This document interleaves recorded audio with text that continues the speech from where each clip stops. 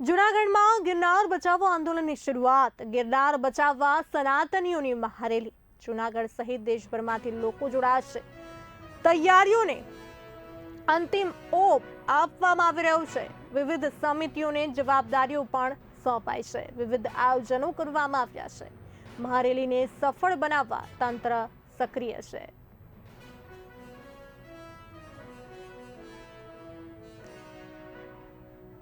તો આ સાથે અમારા સંવાદદાતા કૃતાર્થ જોડાઈ ચૂક્યા છે લાઈન પર. કૃતાર્થજી, ગિરનાર બચાવો આંદોલનની શરૂઆત થઈ ગઈ છે. કેવા પ્રકારનું આયોજન કરવામાં આવ્યું છે?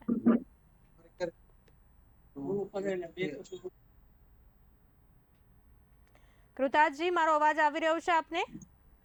જી બરખા, ખાસ કરીને જણાવી દઈએ તો જુનાગઢ ખાતે એક કહીએ તો વિશ્વનું સનાતનીઓને બચાવવા માટેનો એટલે કે અભિયાન ચાલી રહ્યું છે. ક્યાંક ને ક્યાંક છેલ્લા ઘણા સમયથી આ વાત આપણા સુધી આવી રહી છે, ત્યારે આજે આ અભિયાનને તંત્ર સુધી પહોંચાડવા માટે સનાતનીઓ જુનાગઢ ખાતે એકઠા થયા છે. ત્યારે આજના દિવસે બુલેટિન ઇન્ડિયા આખા દિવસ આ રેલી મહારેલીનું કવરેજ કરવા જઈ રહી છે. ત્યારે મારી સાથે આજે આ પૂરા દિવસ માટે જે આ મહાકવરેજનું કવરેજ કરવાના છે એવા સંજયભાઈ પંડ્યા સાથે જોડાયા છે. જે સંજયભાઈ, તમે આ જે તંત્ર સુધી, તંત્રના જે બહેરા કાન છે ત્યાં સુધી વાત પહોંચાડવા માટે જ્યારે સનાતનીઓ એકઠા થયા છે, શું કહેશો તમે? અત્યારે સનાતનીઓ એકઠા થયા છે તો મુખ્ય કારણ એ છે કે જે ગિરનાર બચાવો.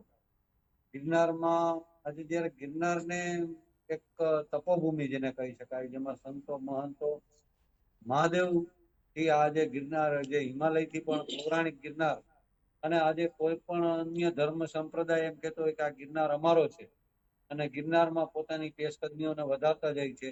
ક્યાંક ને ક્યાંક કોઈને કોઈ વ્યક્તિ કે કોઈ એવું પીઠબળ આ લોકોને મળી રહ્યું છે કે જેમાં એ લોકો આટલી હાવ એકદમ હિંમતથી આટલા બધા આગળ વધી રહ્યા છે.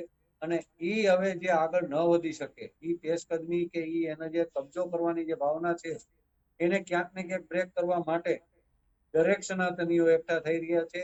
આજે કોઈ પણ રીતે રાજકીય કે કોઈ પણ રીતે આમાં કઈ યાદ નથી કરવાનું. ફક્ત ને ફક્ત આપણે હિન્દુ છીએ, સનાતની છીએ અને સનાતનીના ભાવ સાથે આજે દરેક લોકો એકઠા થઈ રહ્યા છે. ખાસ કરીને હવે પછીનો દોર અહીંયા જે સાધુ સંતો ઉપસ્થિત છે, ત્યારે હું સંજયભાઈને સોંપીશ. સંજયભાઈ, આપ સાધુ સંતો સાથે વાત.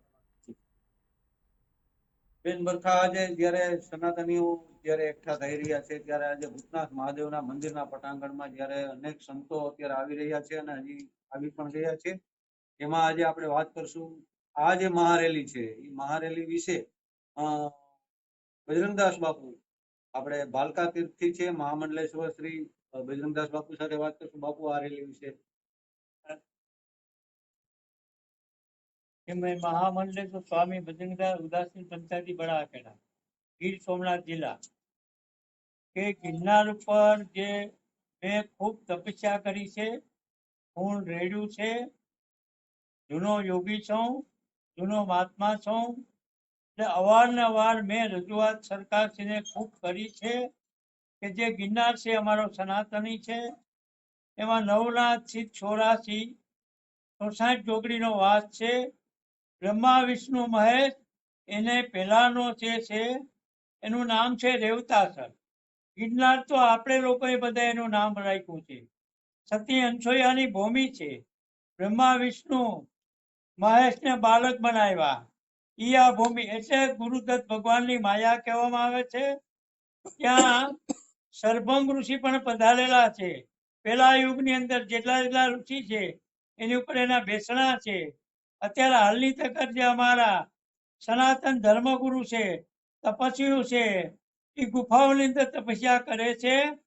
અને એ જે ગુફાઓમાં તપસ્યા કરે છે ત્યાં જૈન ધર્મવાળા જે જૈન સાધુઓ છે, જૈન મુનિઓ છે, જૈન વાણિયાઓ છે, એ દેવતાઓના નામ બદલી કરે છે. ગુરુ દત્તાત્રેયની ભૂમિ છે એનું નામ બદલી કરે છે.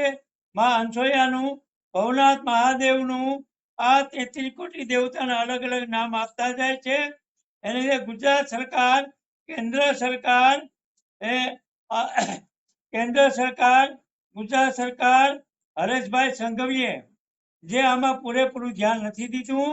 એનું કારણ છે કે હરેશભાઈ સંઘવી પોતાની જાત ઉપર ઓળગ્યો છે. હું ફોન કરું તો ફોન પણ નથી ઉપાડતો, કેમ કે એને 2000 મીટર જમીન જૈન સાધુને ફાળવી આપી છે, અને શેષાવનના રસ્તા પર ગૌમુખીથી આગળ. એટલે આનો વિરોધ કરું છું કે આને માટે મેં ઘણી વખત રજૂઆત કરી છે. એને જ્યારે કેન્દ્ર સરકારમાં જ્યારે સીએમ મોદી અહીંયા હતા ત્યારે મારી પાસે પધારેલા સોમનાથ, ત્યારે મેં એને આશીર્વાદ આપેલા છે કે તમે ભારતના વડાપ્રધાન થશો તો આ જે ટકો અને ઉપર હાથ મૂક્યો એ નરેન્દ્રભાઈ સનાતન ધર્મના પ્રધાનમંત્રી છે, તો એને ખાસ આમાં ધ્યાન દેવું જોઈએ કે બજરંગદાસ બાપુએ આશીર્વાદ આપેલા છે તો તમે કેમ ધ્યાન નથી આપતા? અને અયોધ્યામાં તમે આમંત્રણથી બોલાવ્યો, યજ્ઞમાં બેસાડ્યો, મારે નહોતો આવું તોય તમે કહો બાપુ થોડીક હાજરી આપો ને, હાજરી આપી આવ્યો છું. એટલે અમારા જુનાગઢ વાસી નહીં પણ ગુજરાત રાજ્ય પૂરા ભારત પરના સનાતન ધર્મગુરુ, કોઈ પંથને અમે માનતા નથી, કોઈ સંપ્રદાય ઉપર છીએ નહીં. સનાતન જેટલા ધર્મગુરુ છે એક મંચ ઉપર આવ્યા છે, અને એ આ જિલ્લા કલેક્ટરને આવેદનપત્ર આપે છે.